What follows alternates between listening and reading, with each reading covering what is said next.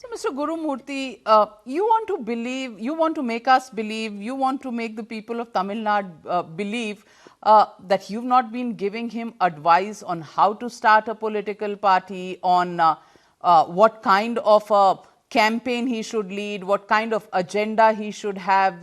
I'm sure, given your friendship, these issues must have come up and you must have discussed the roadmap of his entry into politics because there have been hot and cold vibes over the last several months that we've heard coming in, coming in, coming in, coming in, but wait for a while, wait for a while. And now when he makes the plunge, clearly there has been enough time for both of you to discuss this. So why don't you give us a peek into the mind of Rajnikant and what his plans are as he's discussed them with you?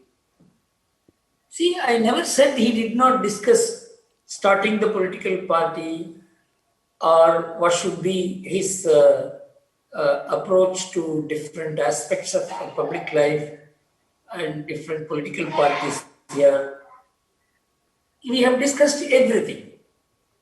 But you asked a very specific question that did your meeting make a difference to his earlier publicized view that because of pandemic he may not be able to start a party?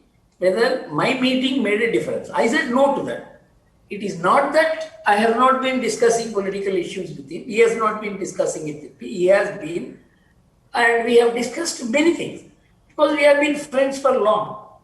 So he has a very intense urge to do something for Tamil Nadu, mostly and largely and maybe entirely because the Tamil Nadu people have reposed enormous amount of faith and expectations in him.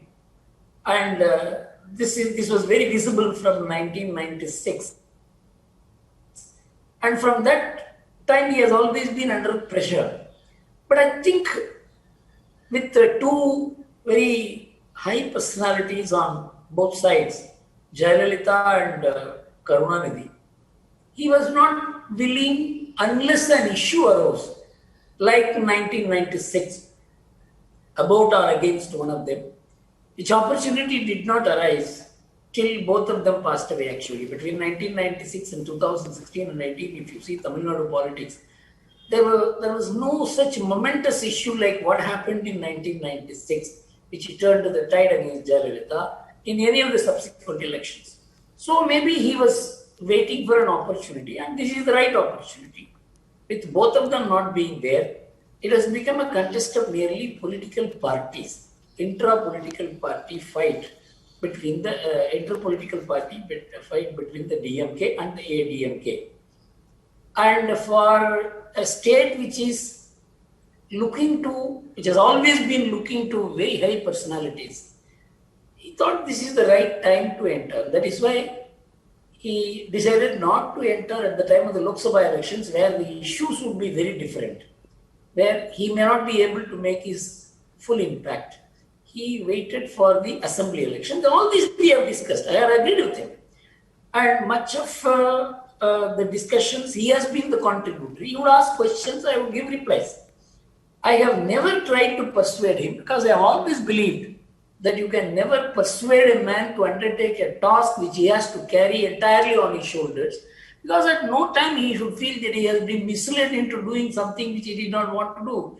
And his public life obligations are too heavy, too intense, and too demanding that unless there is volition from within, nobody should be undertaking it. So I was very careful not to cross the line, despite all my desire that he should get into politics, which I have been expressing in public. I have been writing in the Tughlaq magazine that he has to come. But in private, I have never put this pressure on him. I only wanted him to make up his mind. And in the discussions, he had expressed at no time a desire to keep away from politics.